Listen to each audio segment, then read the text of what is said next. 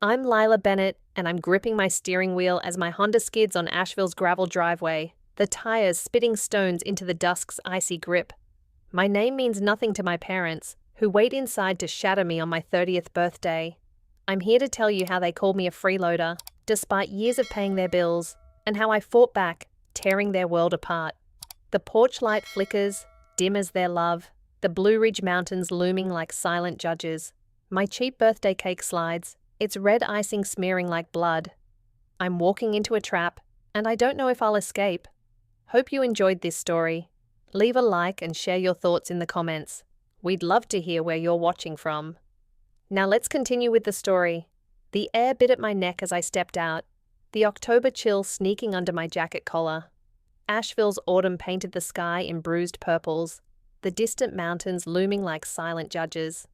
I grabbed the cake box, its plastic handle digging into my palm, and trudged toward the house. The scent of wood smoke from a neighbor's chimney mixed with the faint rot of fallen leaves, grounding me in this town I'd never left. I'd spent years keeping this place, my parents' place, afloat. Electricity bills, internet, half the mortgage, even Harlan's truck insurance. All on me, Lila Bennett, office manager, the daughter who thought sacrifice might earn a seat at their table. Inside, the house was too quiet, the kind of silence that presses against your chest.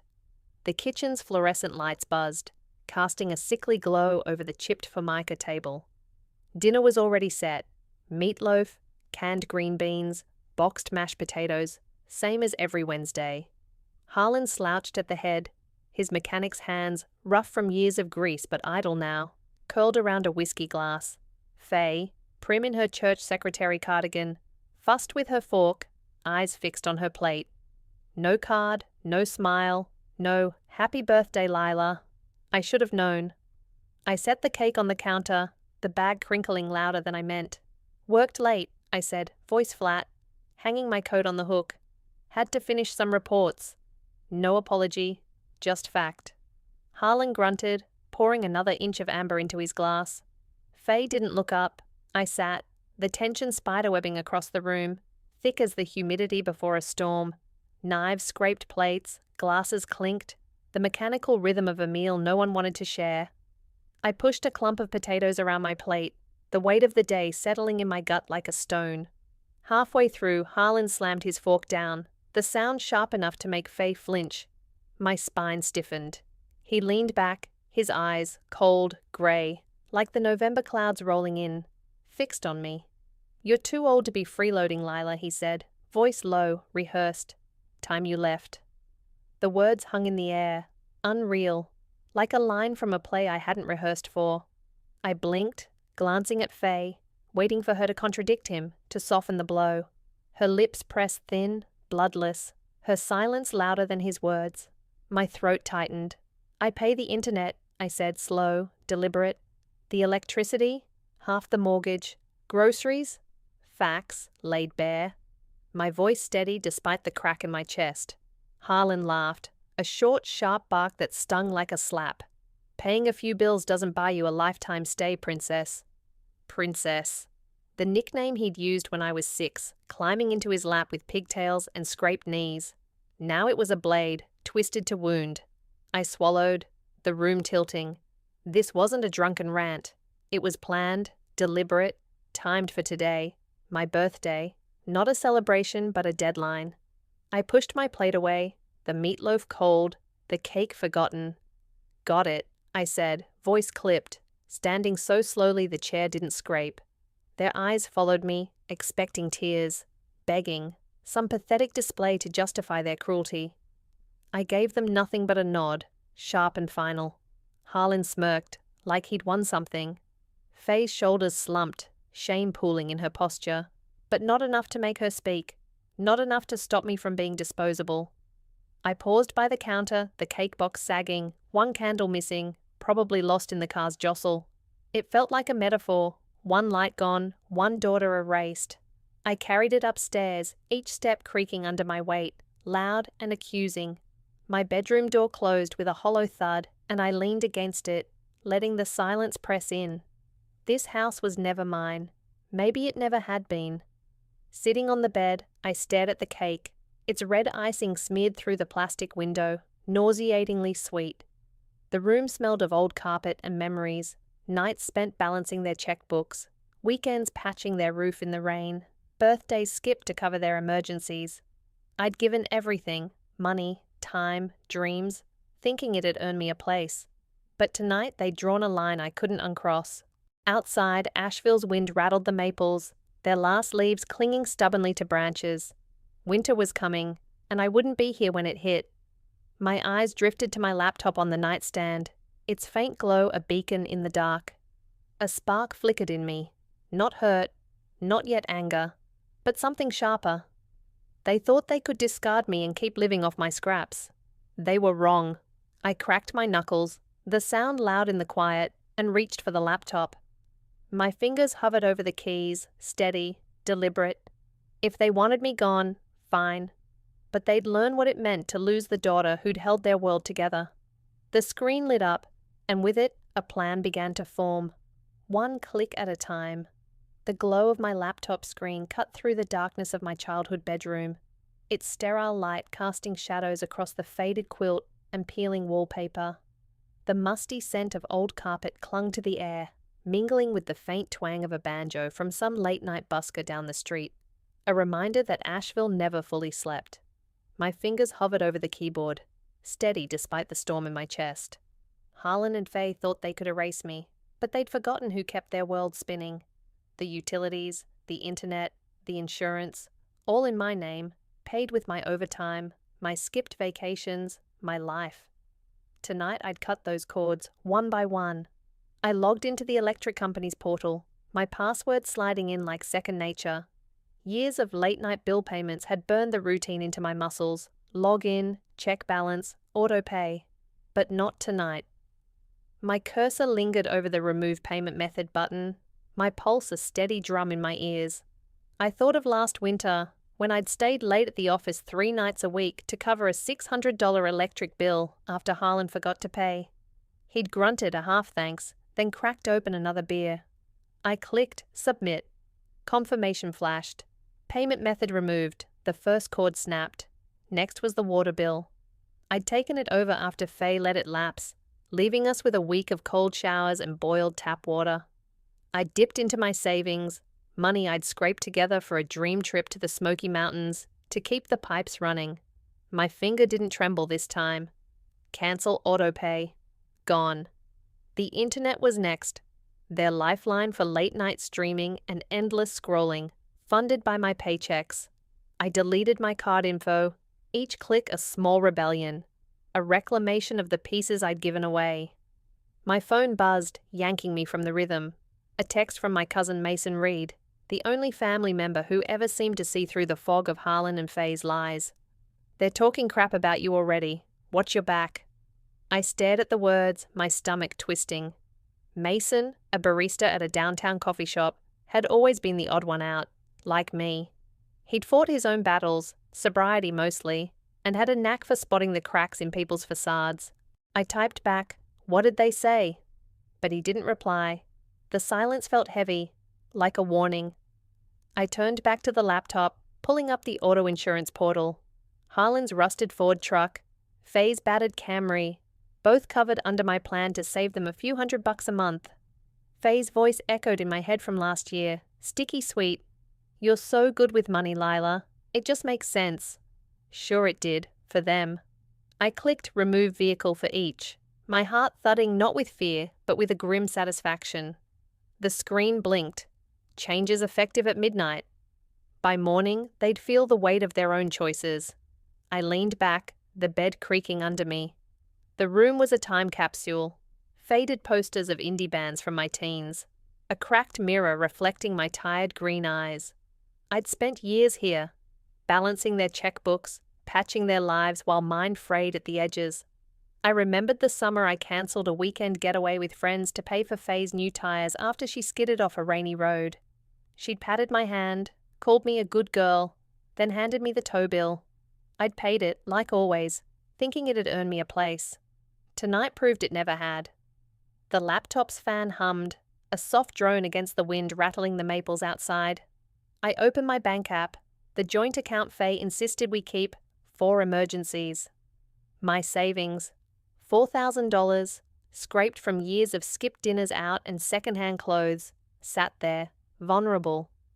I'd set it up thinking it'd protect us, keep the heat on, the roof from leaking. But it was my safety net, not theirs.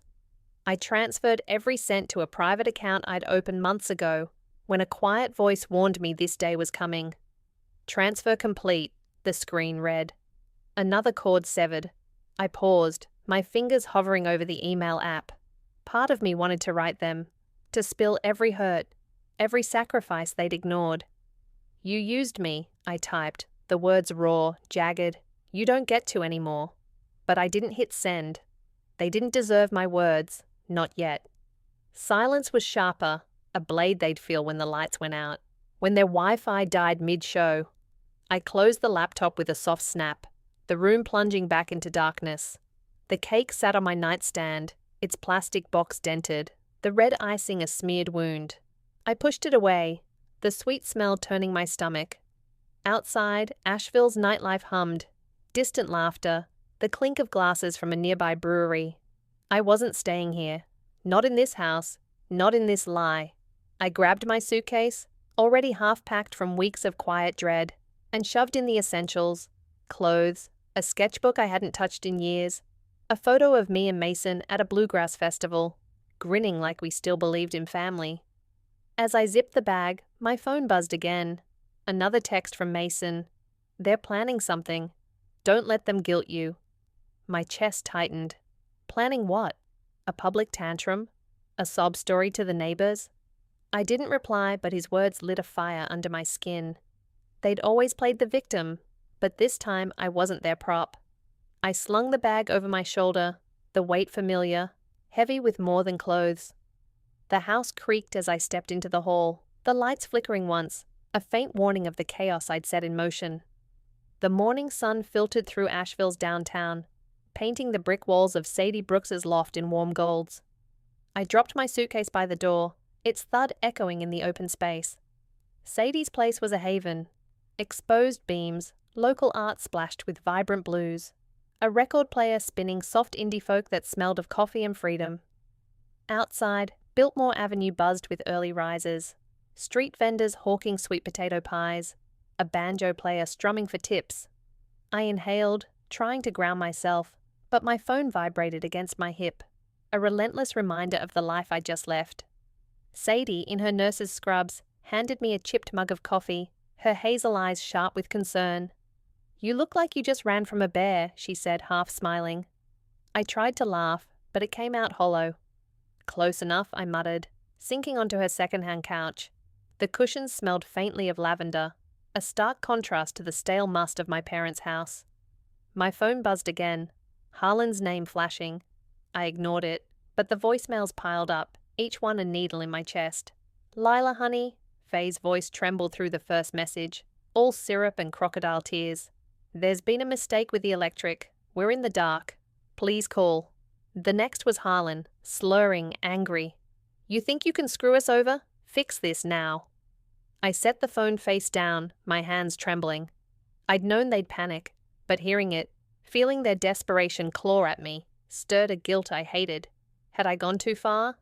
Sadie caught my expression, her voice firm. Don't you dare feel bad. They made their bed. She sat cross-legged on the floor, her braid loose from a night shift at the hospital. Sadie had her own scars, cutting off an abusive brother years ago, rebuilding her life in this artsy corner of Asheville. When I walked away, she said, stirring her coffee, it felt like ripping out my own roots, but sometimes that's the only way to grow. Her words landed soft but heavy, like the autumn leaves piling outside. I nodded, clutching the mug, its warmth grounding me. My phone lit up again, a text from Mason. They're telling everyone you bailed on them, spinning it like you're the bad guy. Be ready. My stomach dropped. I could picture Harlan at the hardware store, griping to anyone who'd listen, Faye playing the martyr at her church group. Asheville was small. Gossip spread faster than wildfire. I opened my laptop, the same one I'd used to sever their lifelines last night, and checked the local Facebook group. Nothing yet. But Mason's warning hung over me like a storm cloud. I sipped the coffee, bitter and strong, trying to focus on Sadie's record player spinning a local band's cover of an old bluegrass tune. This loft, with its mismatched rugs and thrift store lamps, felt like a different world from the Carver house. I'd spent years there, patching their lives while mine unraveled.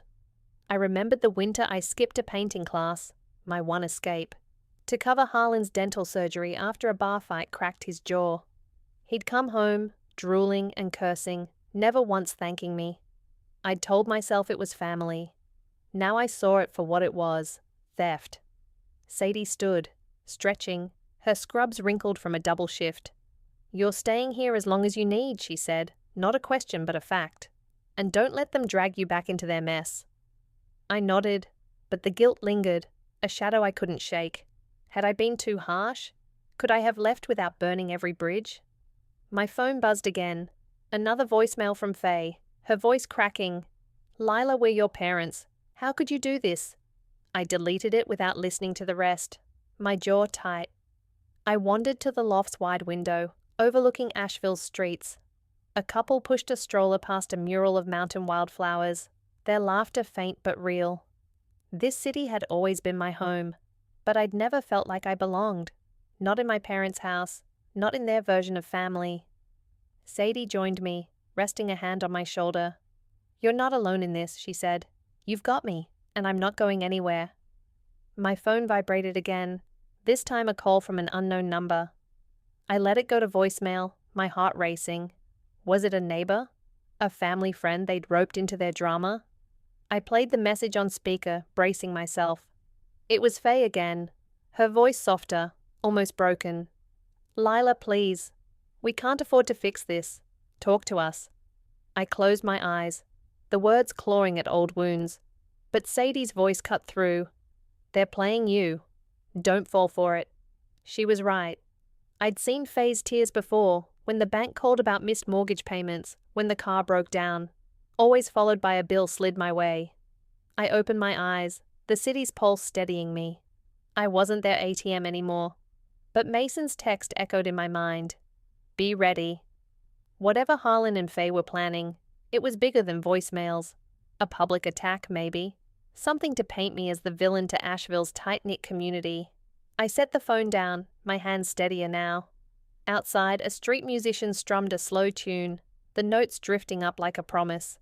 I'd cut their lifelines last night, but this fight wasn't over. They'd tried to drag me back, to rewrite the story. I wouldn't let them. I turned to Sadie, my voice low but firm. "They're about to find out what happens when you bite the hand that feeds you." The morning air in Asheville carried the sweet tang of caramel apples from a street vendor on Biltmore Avenue, but it couldn't mask the sour knot in my stomach. I sat in a corner booth at Bean and Brew, the coffee shop's exposed brick walls and chalkboard menu buzzing with the hum of locals starting their day. My phone, face down on the scarred wooden table, vibrated again. Another voicemail from Faye, probably, or Harlan's rage in all caps text. I ignored it, sipping my latte, the foam bitter against my tongue. Mason's warning from last night echoed. They were spinning their story, painting me as the ungrateful daughter who'd abandoned them. I knew it was coming, but when I opened the Asheville Community Connect Facebook group, my breath caught. There it was, Harlan's post, raw and venomous. "After all we sacrificed, our daughter Lila walked out, leaving us sick and broke. Pray for us." The words burned, each one a blade twisting in my chest. I scrolled through the comments, my hands trembling. Some were sympathetic. Poor Harlan and Faye. Kids these days have no loyalty. But others were skeptical, from folks who'd seen me hauling groceries into their house or shoveling their driveway in the snow. "Didn't Lila pay their bills for years?" one neighbor wrote. My heart thudded, torn between shame and a flicker of hope. Asheville was small, its gossip a wildfire, but its memory was long. I set the phone down, the cafe's chatter fading to a dull roar. The barista, Ellie, a wiry woman with a nose ring and a kind smile, caught my eye as she wiped down the counter. She slid a fresh latte my way, unasked. "On the house," she said softly. "You don't deserve what they're saying." Her words landed like a lifeline. Ellie didn't know me well, just a regular who tipped decently and sketched in a notebook between shifts. but she'd overheard enough gossip to piece it together. "Thanks," I mumbled, my throat tight. I wanted to say more, to explain the years of bills I'd paid, the dreams I'd buried, but the weight of Harlan's post pressed down. I opened my laptop, its familiar hum grounding me. Sadie's voice from yesterday rang in my head. "They're writing your story for you. Don't let them." She was right. If I didn't fight back, their lies would define me. I started pulling files, screenshots of utility payments, bank statements showing mortgage transfers, emails confirming I'd funded their roof repairs after a storm tore through Asheville. Each document was a memory, sharp and heavy. I remembered skipping my best friend's bachelorette party to cover Harlan's emergency dental surgery after he cracked his jaw in a bar fight. No thank you, just a grunt as he stumbled home, drooling and cursing. I'd told myself it was duty, family. Now I saw it for what it was, theft disguised as love. The cafe door chimed, and a group of locals shuffled in, their voices low but pointed. "Heard about the carver's daughter," one said, glancing my way. My cheeks burned, but I kept my eyes on the screen, fingers moving faster. Ellie hovered nearby, wiping the same spot on the counter, her presence a quiet shield. "Ignore them," she whispered, leaning close. "My mum pulled the same crap, kicked me out, then played victim when I stopped paying her bills. You're not alone." Her words, raw and honest, cracked something open in me. She was a single mum, scraping by, yet here she was, offering me a piece of her story. I nodded, swallowing hard. "Thanks, Ellie, really." She shrugged, her smile soft but fierce. "Some people only love you when you're useful. Doesn't make them right." Her words sank in, steadying me. I turned back to my laptop, the evidence piling up like bricks in a wall. Water bills from 2019, when Faye let them lapse. Internet payments I'd covered so Harlan could binge his shows. Insurance for their cars, because Faye said it made sense for me to handle it. I'd been their safety net, their ATM, their invisible daughter, no more. My phone buzzed again, a text from Mason. "They're at the church now. Faye's crying to her group. It's a show." I could picture it. Faye in her cardigan, dabbing her eyes. Harlan grumbling about betrayal. Asheville's church crowd ate up drama like Sunday potluck, and Faye knew it. I typed back, "Let them talk. They'll trip over their own lies." But doubt gnawed at me. What if the town believed them? What if I became the villain in their story? I glanced out the window, where Asheville's streets pulsed with life. Street musicians strumming banjos, vendors selling handmade candles, the Blue Ridge Mountains framing it all in gold and crimson. This city had seen me at my lowest, hauling their groceries, fixing their messes. It deserved to know the truth. I started drafting a post, my fingers hesitant but deliberate, laying out the facts. Years of payments, sacrifices, the birthday eviction. I didn't want pity, just clarity. But my cursor hovered over post, my heart pounding. Once I hit send, there'd be no going back. Ellie passed by again, her apron streaked with coffee grounds. "You're stronger than you think," she said, her voice low. "Whatever you're planning, do it." I met her eyes, saw the steel in them, and nodded. My finger lingered, the cafe's hum fading to a distant buzz. I wasn't ready, not yet. But the truth was building, and so was I. Rain pattered on the skylight of Sadie's loft, a soft drumbeat mirroring the storm in my chest. I sat cross-legged on her hardwood floor, my laptop open, surrounded by a fortress of evidence, receipts, bank statements, emails, a paper trail of my life poured into Harlan and Faye's crumbling world. The room smelled of coffee and rain-soaked air, the faint strum of a folk tune from Sadie's record player weaving through the space. Asheville's autumn pressed against the windows, grey and heavy, as I sifted through memories sharper than the documents themselves. Every receipt was a sacrifice. Nights spent sketching budgets instead of my old art projects, weekends lost to their emergencies. I'd given everything, and they'd thrown me out like trash. Sadie sprawled on the couch, her nurse's scrub swapped for a flannel shirt, her braid loose after a long shift. "You're building a case a lawyer would drool over," she said, peering at my screen. "Post it. Let them choke on the truth." Her voice was steady, but her eyes held a fire I knew well. She'd fought her own battles, Walked away from a brother who drained her like my parents drained me. I wanted to believe her, but doubt clawed at me. What if the town turned on me? What if Harlan's lies stuck? I pulled up a receipt from 2020, $1,200 for Faye's car tires after she skidded off a wet road outside Asheville. I'd skipped a painting workshop I'd saved for months to attend, trading my dream for their necessity. Faye had patted my hand, called me sweet girl, then handed me the tow bill. I'd paid it, like always, thinking it'd earn me love. Another email, from 2021, confirmed I'd covered Harlan's dental surgery after a bar fight left him spitting blood. No thank you, just a grunt as he cracked open a beer. I'd told myself it was family. Now I saw it as theft. My phone buzzed, yanking me back. A text from Mason. Harlan's been gambling. Found receipts from Cherokee Casino. You were paying for his bets. My blood ran cold. Cherokee was an hour's drive, a place Harlan swore he'd never go. But the pieces fit. Late-night disappearances, Faye's vague excuses, my savings vanishing into their emergencies. I typed back, "Send me proof." Minutes later, an image popped up. Crumpled receipts, Harlan's name scrawled on them, dates matching withdrawals from our joint account. My hands shook, not with sadness but with a cold, sharp clarity. They hadn't just used me, they'd played me. Sadie leaned over, her jaw tight. "That's it, Lila. You've got them." She was right. The evidence wasn't just a shield. It was a weapon. But posting it meant exposing everything. Not just their lies, but my pain, my blindness. I opened the Facebook draft from the cafe, the cursor blinking over my words. For years I paid their bills, electricity, water, mortgage, while they called me a freeloader. On my 30th birthday they kicked me out. Here's the truth.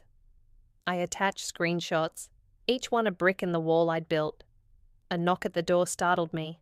Sadie frowned, crossing the room to open it. Ellie, the barista from Bean and Brew, stood there, her rain-soaked hoodie clinging to her frame. "Saw your car outside," she said, shaking off droplets. "I know it's weird, but I wanted to check on you." Her eyes flicked to my laptop, then back to me. "I commented on Harlan's post. Said I saw you pay for their groceries last month. People are listening." I blinked, caught off guard. Ellie barely knew me, yet here she was, braving the rain to stand in my corner. "Why?" I asked, my voice softer than I meant. She shrugged, her nose ring glinting in the loft's dim light. "My mom pulled the same crap. Used me, then trashed me when I left. I know how it feels to be erased." Her words hit like a punch, but a kind one, stitching me to someone else's story. "If you post that," she nodded at my screen, "I'll back you up online. You're not the villain here." Sadie poured Ellie a coffee, the three of us sitting in a loose circle on the floor, the rain a steady hum outside. Their support felt foreign, like a language I'd forgotten how to speak. I'd spent years alone in my parents' house, invisible unless they needed money. Now in this loft, with Sadie's music and Ellie's quiet courage, I felt seen. But the draft stared back at me. A cliff I wasn't sure I could jump off. Posting meant war, public, messy, irreversible. My phone buzzed again, a voicemail from Faye, her voice trembling. "Lila, we're struggling. Your father's not well. Please, let's talk." I deleted it, my jaw tight. I'd heard her tears before, always followed by a bill or a guilt trip. But Mason's casino receipts burned in my mind, a truth I couldn't unsee. I looked at Sadie, then Ellie, their faces steady, expectant. "I'm doing it," I said, my voice low but firm. My finger hovered over post, my heart hammering. The rain outside seemed to hold its breath. I clicked. The screen flashed. Posted to Asheville Community Connect. My stomach lurched like I'd jumped off that cliff. Sadie squeezed my shoulder, her grin fierce. "That's my girl." Ellie raised her mug, a small toast. "To the truth?" I exhaled, the weight in my chest shifting. Not gone, but lighter. Outside, Asheville's rain slowed, the city's pulse steady as ever. I just lit a match. Now I'd see how fast it burned. The rain had stopped, leaving Asheville's streets slick and gleaming under the sodium glow of streetlights. I sat on Sadie's couch, my laptop open, the screen a battlefield. My post to the Asheville Community Connect group had gone live minutes ago. A digital grenade lobbed into the heart of my parents' lies. Screenshots of utility payments, bank statements, and emails proving I'd funded their lives, electricity, water, mortgage, stared back at me, now public for all to see. My words were simple, raw. They called me a freeloader, kicked me out on my 30th birthday. This is the truth. My phone buzzed relentlessly, notifications piling up like leaves in a storm. I didn't dare look. Not yet. The loft smelled of coffee and damp wool, Sadie's record player spinning a soft bluegrass tune, but the air felt electric, charged with the weight of what I'd done. Sadie paced, her flannel shirt untucked, her eyes bright with pride. You didn't just post, Lila, you dropped a bomb. Ellie, still in her rain-soaked hoodie, nodded from the floor, her coffee mug cradled in her hands. People are reacting, she said, scrolling her phone. Look at this. She turned the screen to me. Comments flooded in, dozens already. I saw Lila pay for their groceries last month, one neighbor wrote. She shoveled their driveway in that blizzard 2 years ago, another added. My throat tightened, a mix of relief and fear. Asheville's memory was waking up, and it wasn't on Harlan and Faye's side. But not everyone was kind. Ungrateful daughter, one comment sneered, from a friend of Faye's church group. Family comes first, no matter what, another preached. Each jab stung, but the tide was turning.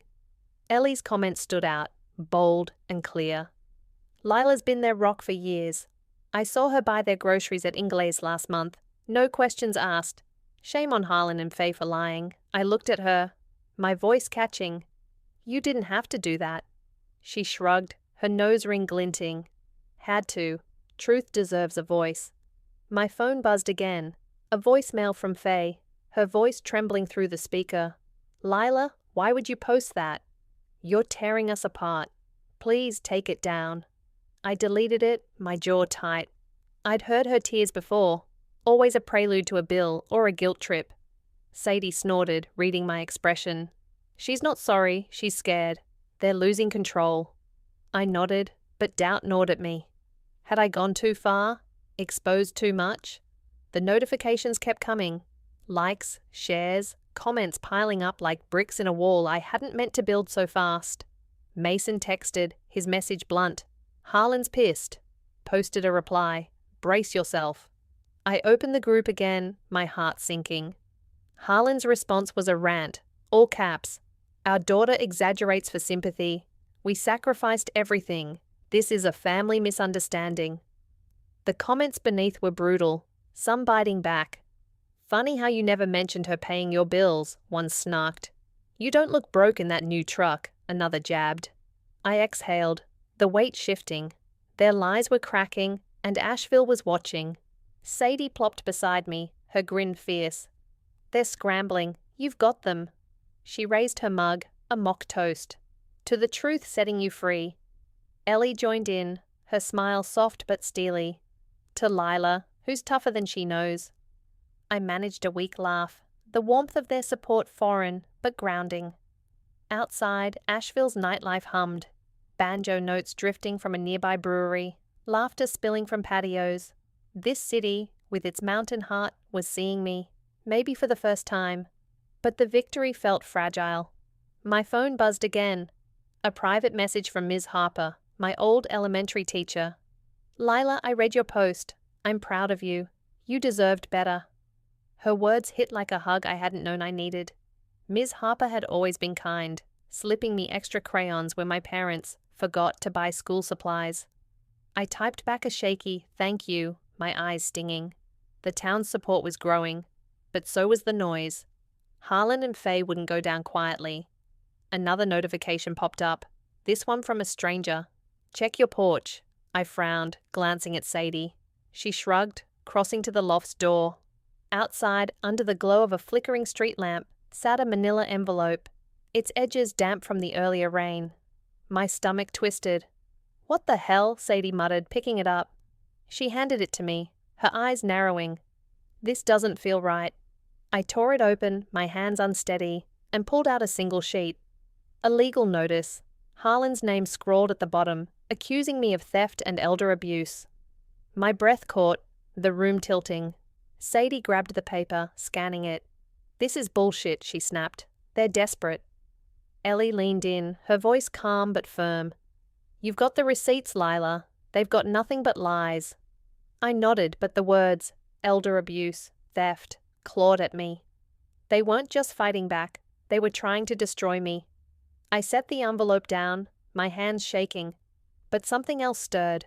A fire, small but growing. They'd started this war. I'd finish it. The legal notice sat on Sadie's coffee table, its edges curling like a warning. I stared at it, the words theft and elder abuse burning into my vision, each one a lie Harlan and Faye had crafted to claw back control. The loft smelled of roasted pecans from a batch Sadie had burned trying to cheer me up, the acrid scent mixing with the damp air seeping through the cracked window.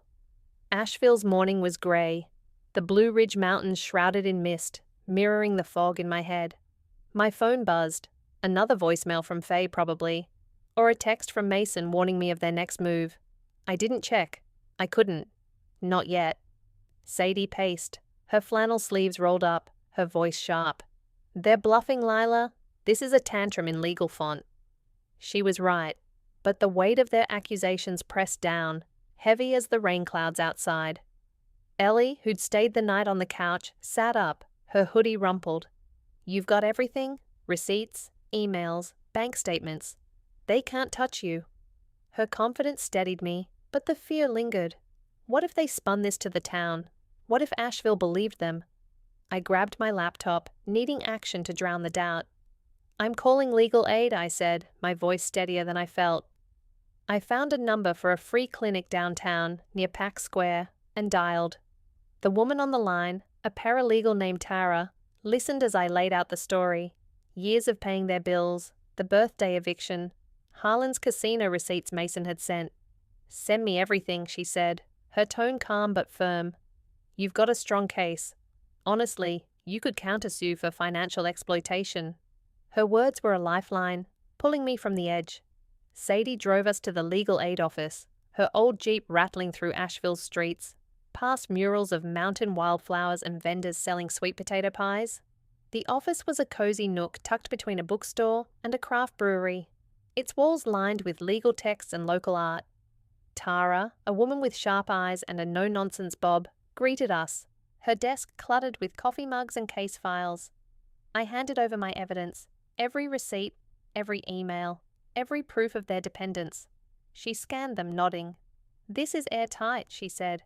"Their lawsuit's a scare tactic. We can file a countersuit for financial manipulation under emotional coercion. You in?" I hesitated, the word countersuit heavy. Suing my parents felt like crossing a final line, one I couldn't uncross. But then I thought of Harlan's casino receipts, Faye's crocodile tears, the birthday cake smeared on my nightstand. "I'm in," I said, my voice low but certain. Tara smiled, a small, fierce thing. "Good. Let's hit them where it hurts, legally." Sadie squeezed my arm, her grin wide. "That's my girl." Back at the loft, Ellie was scrolling the community group, her face lit with excitement. "You've got to see this," she said, turning her phone to me. A new post from a neighbor. "I saw Lila fix their roof in that storm last spring. Harlan sat inside with a beer. Who's the freeloader?" Another from a cashier at Ingalls. "Lila paid for their groceries every week. Never saw Faye's wallet." The tide was turning, faster than I'd expected. Ellie grinned. "I started a fundraiser for your legal fees. Small, just locals chipping in. It's already at $300. I stared at her, stunned. "You didn't have to—" She cut me off, her voice soft but firm. "I wanted to. You're not fighting alone." Ellie's own story, raising a kid alone after her mum drained her savings, made her support feel like a mirror, reflecting my own fight. I swallowed, my eyes stinging. Asheville, this city I'd poured myself into, was starting to give back. Mason texted again. "Found more casino receipts, sending them over. Also, Harlan's at the police station, filing some bullshit complaint." My stomach twisted. The legal notice was one thing, but the police?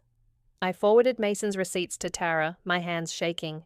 "He's escalating," I said. showing Sadie the text. She frowned, her nurse's calm cracking. He's desperate. That's good. It means he's scared. But I wasn't so sure. Harlan didn't back down. He doubled down, always. The day dragged, each hour heavier with the weight of what was coming. I tried to distract myself, sketching in my old notebook, a habit I'd buried under their bills. The pencil scratched out a rough outline of Asheville's skyline, the mountains a jagged line of hope and shadow. Sadie watched, her voice soft. "You're good at that. Why'd you stop?" I shrugged, the answer too raw, because they needed me more than I needed myself. But now, with their lies unraveling, I was remembering who I'd been before. My phone buzzed, a call from an unknown number. I let it go to voicemail, my heart racing. Faye's voice, brittle and pleading. "Lila, they're saying awful things about you at the station. Come talk to us, please." I deleted it, but the words lingered, a hook in my skin. Ellie caught my expression, her voice firm. "Don't go, they're baiting you." She was right, but the pull was strong. Years of guilt, of hoping they'd see me, clawing at my resolve. Sadie stood, grabbing her keys. "We're not waiting for their next move. Let's go to the station, you and me. Show them you're not hiding." I hesitated, the legal notice burning a hole in my pocket. But Tara's words echoed, airtight. I had the truth, and Asheville was starting to see it. I nodded, grabbing my jacket. "Let's go." Outside, the city's pulse thrummed. Street musicians, the scent of roasted corn, the hum of a community waking up to my story. Whatever Harlan and Faye had planned, I'd face it head on. The Asheville police station was a squat, grey building, its cinder-block walls absorbing the late morning light like a sponge. Inside, the air smelled of stale coffee and disinfectant, a stark contrast to the crisp autumn breeze swirling through Pack Square outside. I stood in the lobby, my hands stuffed in my jacket pockets, the legal notice from Harlan folded tightly against my chest. Sadie stood beside me, her nurse's calm a steady anchor, her eyes scanning the room like she was ready to take on anyone who dared cross us. My heart pounded, not from fear, but from the weight of what was coming.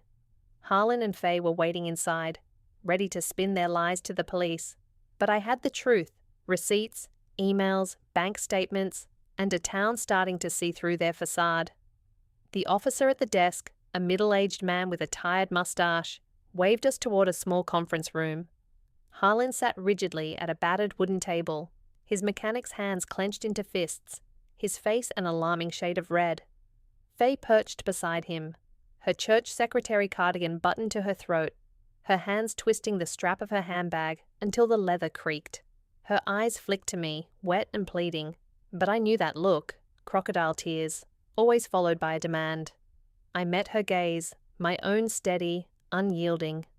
Sadie squeezed my arm, a silent, "You've got this." The officer, introducing himself as Officer Daniels, sat across from us, his notepad open. "Miss Bennett, your parents filed a complaint. Financial abandonment, theft, elder abuse."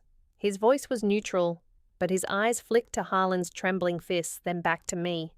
"They claim you cut off their utilities and drained a joint account without cause." Harlan leaned forward, his voice a low growl.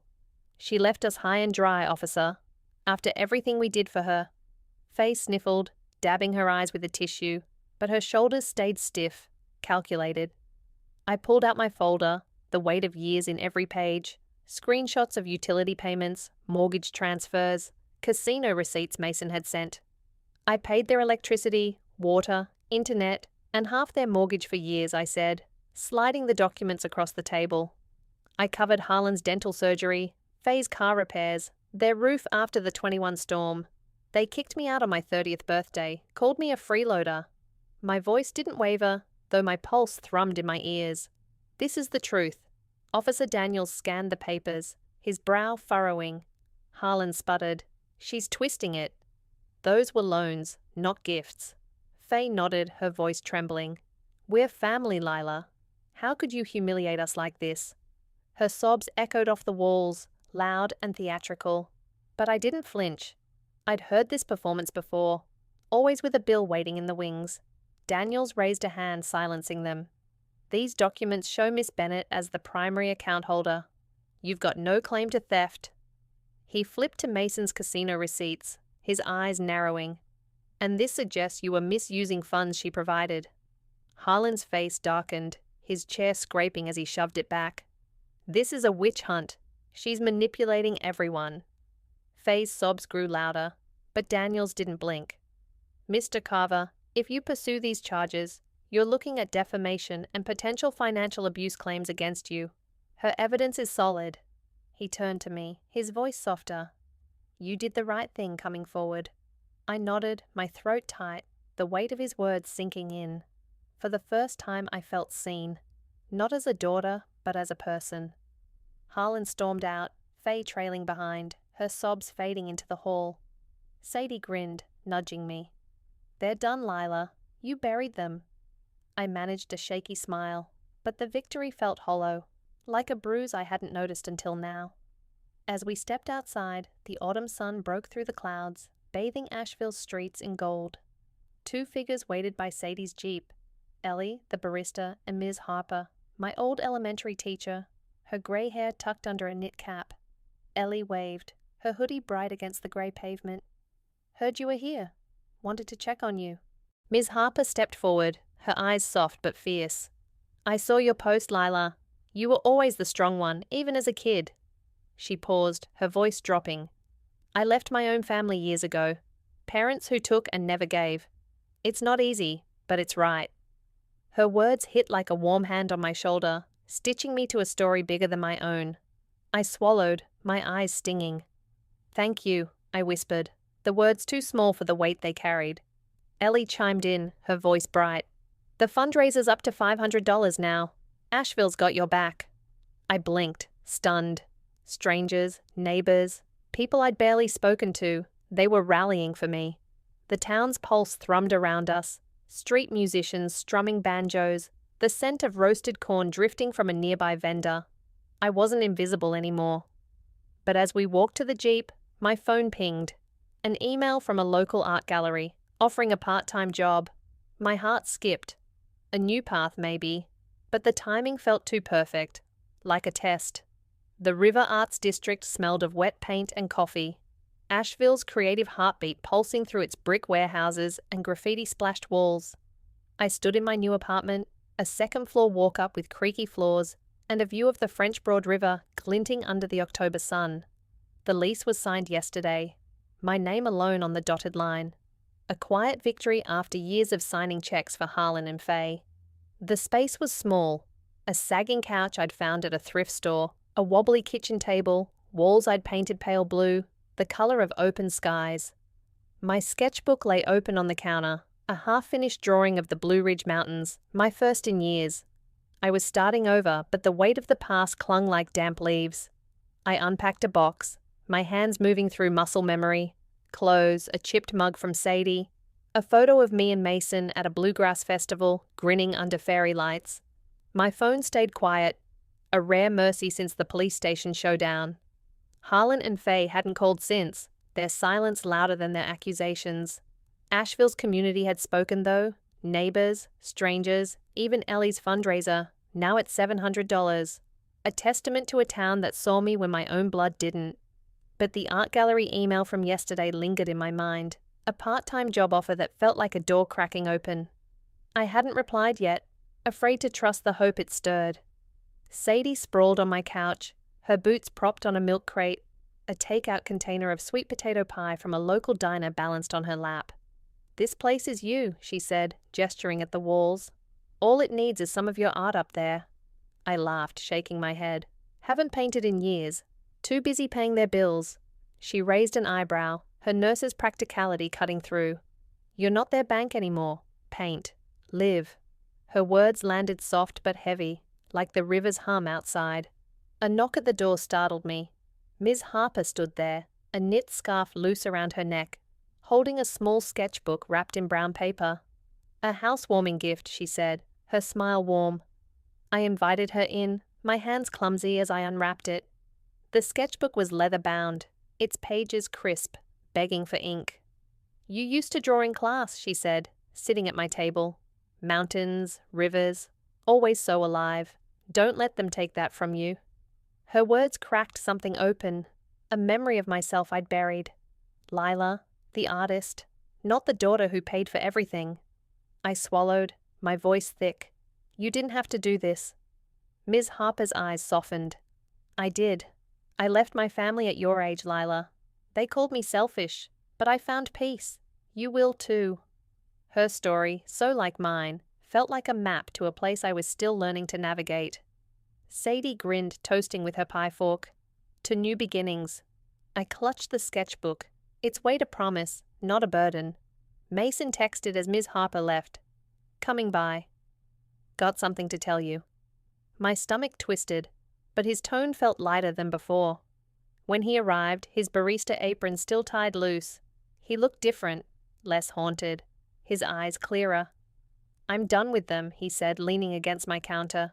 Harlan tried to borrow money last night, said it was for family. I told him no. His voice was steady, a mirror of my own resolve. I nodded, pride swelling. You're breaking free too, I said. He shrugged, a half smile breaking through.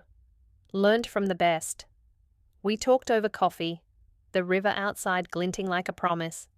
Mason's story spilled out, years of dodging Harlan's schemes, fighting his own demons. I'm thinking of leaving Asheville, he said. Fresh start, somewhere new. I felt a pang, losing the one family member who'd seen me, but I understood. Freedom was a choice, and he was making his.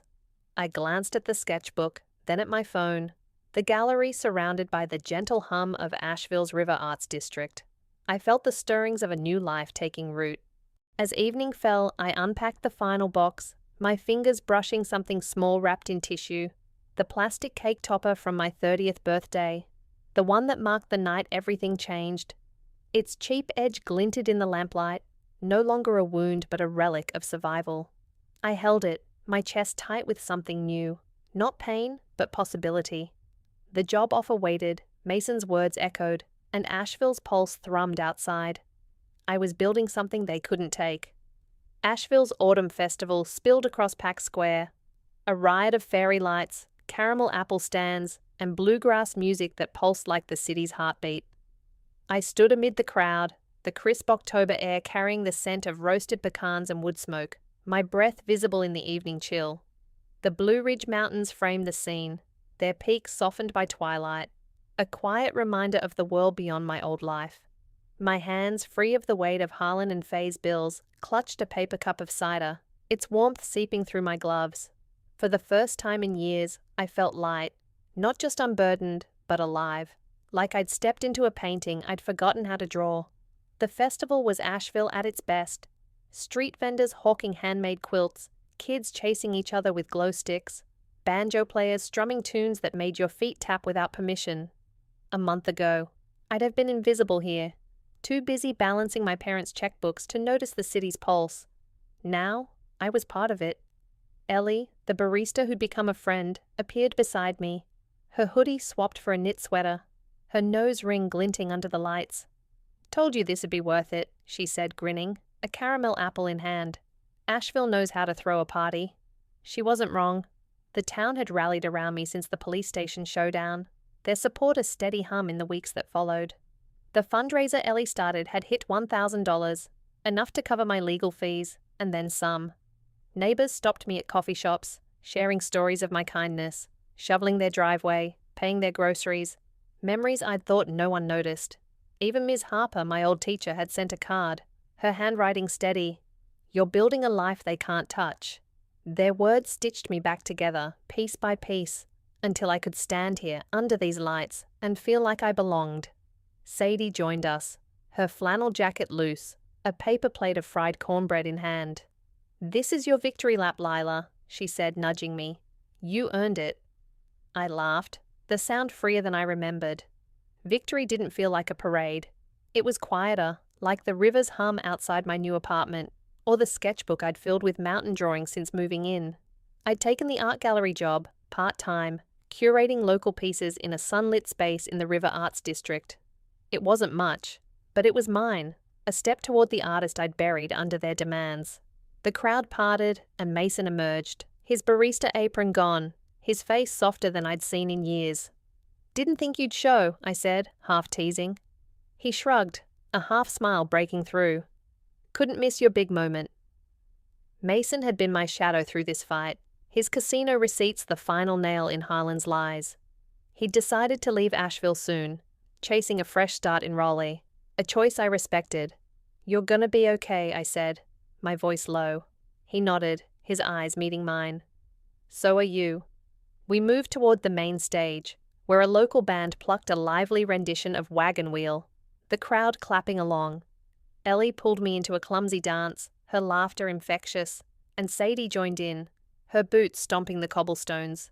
For a moment I was just Lila, not the daughter who paid for everything, not the villain in Harlan's story, but a woman spinning under fairy lights, alive in her own skin. The town's warmth wrapped around me, a chosen family built from strangers who'd seen my truth. A hand tapped my shoulder, and I turned to find Ms. Harper, her knit cap bright against her grey hair. "Thought I'd find you here," she said, her smile warm. She handed me a small canvas wrapped in tissue. "For your apartment?" I peeled it back, revealing a watercolor of the Blue Ridge Mountains, their peaks soft under a golden sky. "You inspired it," she said. "Keep painting your own path." My throat tightened, the gift heavier than its size. "I will," I promised, hugging her, the canvas pressed between us. The band shifted to a slower tune, and the crowd hushed as fireworks began, their bursts painting the sky in reds and golds.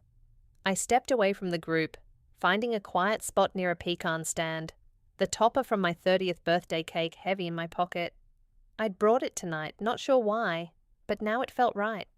I pulled it out, its plastic edge glinting under the festival lights. That night smeared with red icing had broken me, but it had also freed me. I'd placed it on my apartment shelf last week, not as a wound but as a marker. I'd survived. I looked up, the fireworks reflecting in my eyes, each burst a mirror of the fire I'd found inside. Harlan and Faye hadn't called since the station, their silence a surrender I didn't need to hear. They'd lost their grip, their lies crumbling under Asheville's gaze. I thought of my apartment, its blue walls and creaky floors, my sketchbook filled with new lines. I thought of Ellie's fundraiser, Sadie's fierce loyalty, Mason's courage to leave, Ms. Harper's gift. They were my family now, not blood, but choice, built on respect and kindness. The final firework exploded, a cascade of silver that lit the mountains like a promise. I slipped the cake topper back into my pocket, my fingers brushing the canvas Ms. Harper gave me. I wasn't just enough, I was more, a woman who'd burned down the old to build something new. The crowd cheered, the band struck up again, and I rejoined my friends, their laughter pulling me back. Asheville's lights twinkled, the city holding me close, and I knew, bone deep, that I was home. Hope this story's left you inspired. Smash that like button and share in the comments. How did you find your true family? Subscribe and drop your story. We're reading every one. Thanks for joining Lila's journey.